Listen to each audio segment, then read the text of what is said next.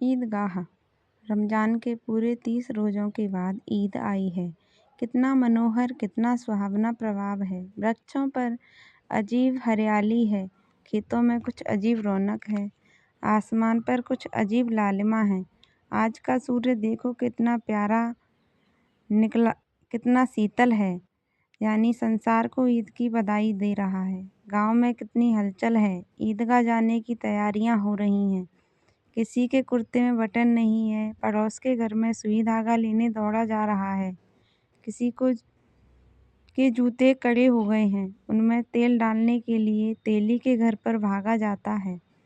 जल्दी जल्दी बैलों को सानी पानी दे दें, ईदगाह से लौटते लौटते दोपहर हो जाएगी। 3 कोस का पैदल रास्ता, फिर सैकड़ों आदमियों से मिलना भेंटना, दोपहर के पहले लौटना असंभव है। लड़के सबसे ज़्यादा प्रसन्न हैं। किसी ने एक रोज़ा रखा है, वह भी दोपहर तक, किसी ने वह भी नहीं, लेकिन ईदगाह जाने की खुशी उनके हिस्से की चीज़ है। रोज़े बड़े बूढ़ों के लिए होंगे, इनके लिए तो ईद है। रोज़ ईद का नाम रटते थे, आज वह आ गई। अब जल्दी पड़ी है कि लोग ईदगाह क्यों नहीं चलते। इन्हें गृहस्थी की चिंताओं से क्या प्रयोजन। सेवैयों के लिए दूध और शक्कर घर में है या नहीं, इनकी बला से ये तो सेवैयाँ खाएंगे। वह क्या जाने कि अब्बाजान क्यों बदहवास चौधरी कायम अली के घर दौड़े जा रहे हैं। उन्हें क्या खबर कि चौधरी आंखें बदल लें तो यह सारी ईद मुहर्रम हो जाए। उनकी अपनी जेबों में तो कुबेर का धन भरा हुआ है, बार बार जेब से अपना खजाना निकालकर गिनते हैं और खुश होकर फिर रख लेते हैं। महमूद गिनता है, 1 2 10 12, उनके पास 12 पैसे हैं। मोहसिन के पास 1 2 3 8 9 15 पैसे हैं। इन्हीं अनगिनती पैसों में अनगिनती चीज़ें लाएंगे, खिलौने, मिठाइयाँ, बिगुल, गेंद और जाने क्या क्या। और सबसे ज़्यादा प्रसन्न है हामिद, वह 4-5 साल का गरीब सूरत दुबला पतला लड़का, जिसका नाम बाप गत वर्ष हैजे की भेंट हो गया और माँ न जाने क्यों पीली होती होती एक दिन मर गई। किसी को पता क्या बीमारी है, कहती तो कौन सुनने वाला था। दिल पर जो कुछ बीतती थी वह दिल में ही सहती थी, और जब न सहा गया तो संसार से विदा हो गई। अब हामिद अपनी बूढ़ी दादी अमीना की गोद में सोता है और उतना ही प्रसन्न है। उसके अब्बाजान रुपए कमाने गए हैं, बहुत सी थैलियाँ लेकर आएंगे। अम्मी जान अल्लाह मियाँ के घर से उसके लिए बड़ी बड़ी अच्छी अच्छी चीज़ें लाने गई हैं, इसलिए हामिद प्रसन्न है। आशा तो बड़ी चीज़ है, और फिर बच्चों की आशा, उनकी कल्पना तो राई का पर्वत बना लेती हैं। हामिद के पाँव में जूते नहीं हैं, सिर पर एक पुरानी पुरानी टोपी है जिसका गोटा काला पड़ गया है, फिर भी वह प्रसन्न है। जब उसके अब्बाजान थैलियाँ और अम्मीजान नियामतें लेकर आएंगे तो वह दिल से अरमान निकाल लेगा। तब देखेगा मोहसिन, नूरे और सम्मी कहाँ से उतने पैसे निकालेंगे। अभागिन अमीना अपनी कोठरी में बैठी रो रही है। आज ईद का दिन, उसके घर में दाना नहीं।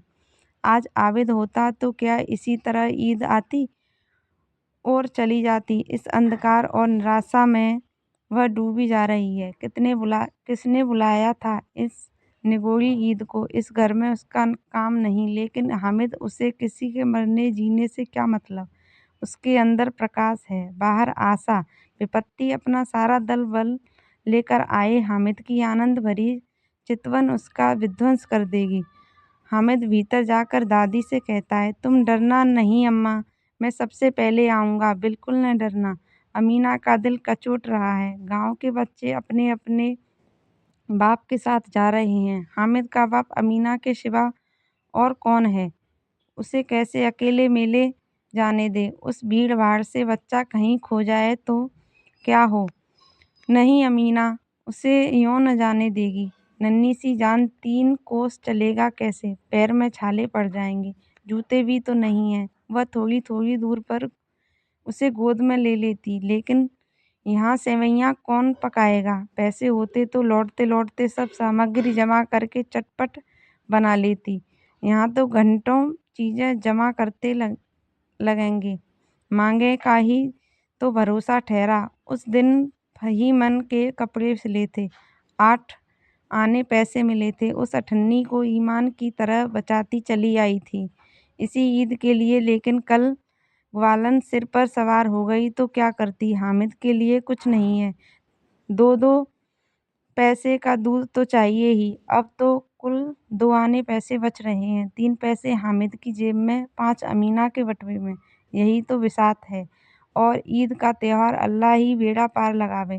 धोबन और आइन और मेहतरानी और चुड़हारिन सभी तो आएंगी। सभी को सेवइयाँ चाहिए। और थोड़ा किसी को आँखों नहीं लगता किस किस से मुँह चुराएगी। और मुँह क्यों चुराए? साल भर का त्योहार है।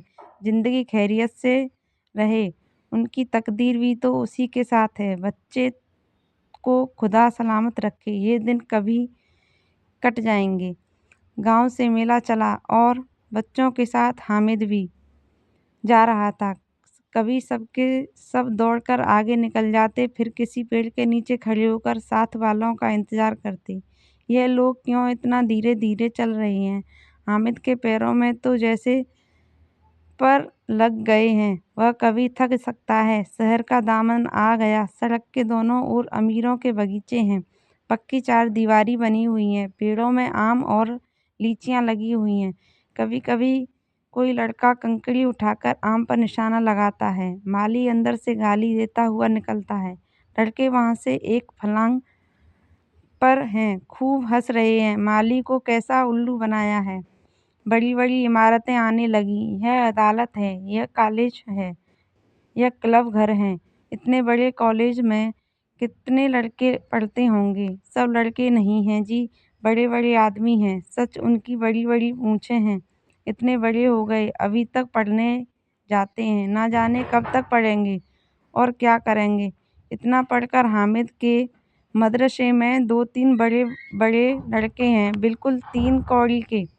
रोज मार खाते हैं। काम से जी चुराने वाले। इस जगह भी उसी तरह के लोग होंगे। और क्या क्लब घर में जादू होता है?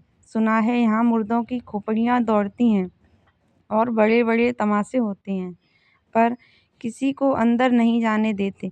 और वहाँ शाम को साहब लोग खेलते हैं, बड़े बड़े आदमी खेलते हैं। मूंछों दाढ़ी वाले और मैमें भी खेलती हैं। सच हमारी अम्मा को यह दे दो।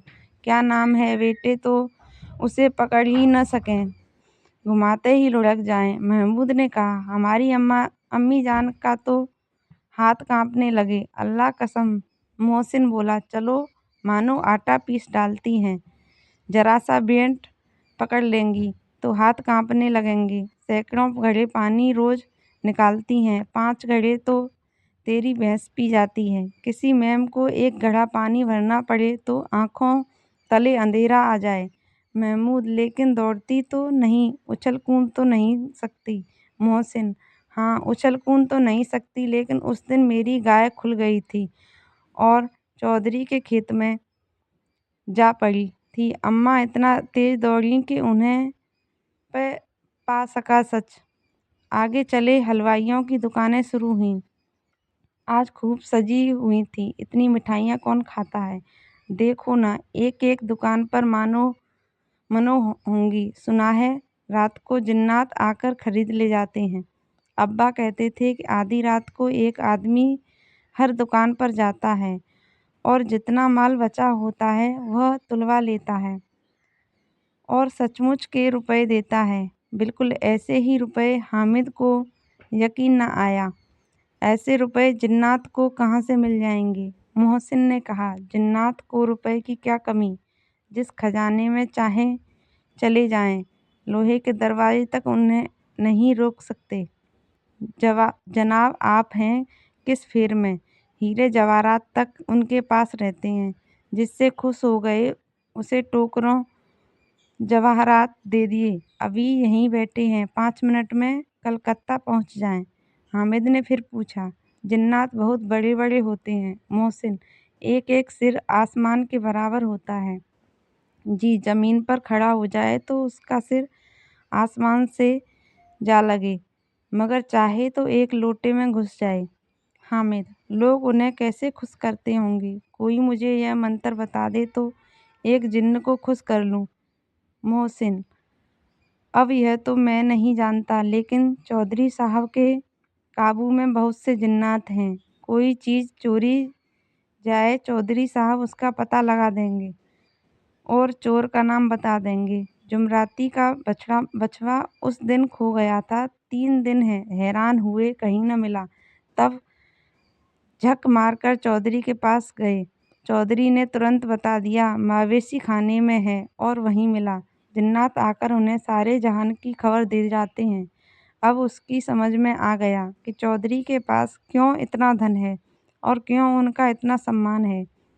आगे चले, यह पुलिस लाइन है, यहीं सब कांस्टेबल कवायद करते हैं।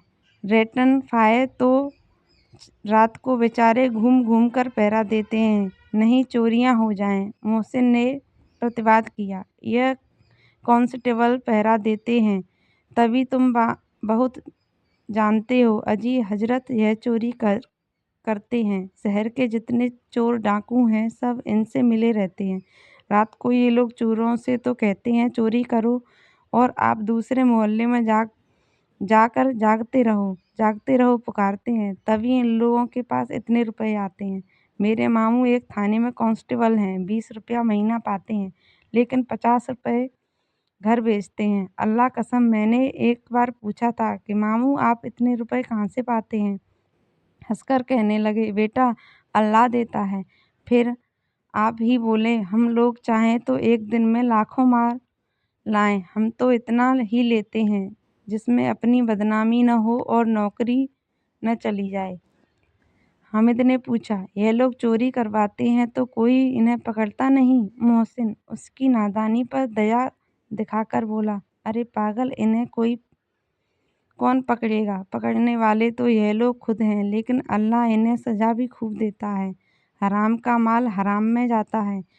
थोड़े ही दिन हुए, मामू के घर में आग लग गई, सारी ले पूंजी जल गई, एक बर्तन तक न बचा। कई दिन पेड़ के नीचे सोए, अल्लाह कसम पेड़ के नीचे। फिर न जाने कहाँ से 100 कर्ज लाए तो बर्तन भागे आए। हामिद, 100 तो 50 से ज़्यादा होते हैं। कहाँ 50, कहाँ 150, एक थैली भर होता है। 100 तो 2 थैलियों में भी ना आए। अब बस्ती घनी होने लगी, ईदगाह जाने वालों की टोलियाँ नजर आने लगीं। एक से एक भड़कीले वस्त्र पहने हुए, कोई इक्के तांगे पर सवार, कोई मोटर पर। सभी इत्र में बसे, सभी के दिलों में उमंग। ग्रामीणों का यह छोटा सा दल अपनी विपन्नता से बेखबर, संतोष और धैर्य में मगन चला जा रहा था। बच्चों के लिए नगर की सभी चीज़ें अनोखी थीं। जिस चीज़ की ओर ताकते ही रह जाते, और पीछे से बार बार हॉर्न की आवाज़ होने पर भी न चेतते। हामिद तो मोटर के नीचे जाते जाते बचा। सहसा ईदगाह नजर आई। ऊपर इमली के घने वृक्षों की छाया है, नीचे पक्का फर्श है जिस पर जाजम बिछा हुआ है, और रोजेदारों की पंक्तियां एक के पीछे एक न जाने कहाँ तक लगी चली गई हैं, पक्की जगत के नीचे तक, जहाँ जाजम भी नहीं है। नए जाने आने वाले आकर पीछे की कतार में खड़े हो जाते हैं, आगे जगह नहीं है। यहाँ कोई धन और पद नहीं देखता, इस्लाम की निगाह में सब बराबर हैं। इन ग्रामीणों ने भी वजू किया और पिछली पंक्ति में खड़े हो गए। कितना सुंदर संचालन है, कितनी सुंदर व्यवस्था। लाखों सिर एक साथ सिजदे में झुक जाते हैं, फिर सबके सब एक साथ खड़े हो जाते हैं, एक साथ झुकते हैं और एक साथ घुटनों के बल बैठ जाते हैं। कई बार यही क्रिया होती है, जैसे बिजली की लाखों बत्तियां एक साथ प्रदीप्त हों और एक साथ बुझ जाएं, और यही क्रम चलता रहा। कितना अपूर्व दृश्य था, जिसकी सामूहिक क्रियाएं, विस्तार और अनंतता हृदय को श्रद्धा, गर्व और आत्मानंद से भर देती थी। मानो भ्रातृत्व का एक सूत्र इन समस्त आत्माओं को एक ही लड़ी में पिरोए हुए है।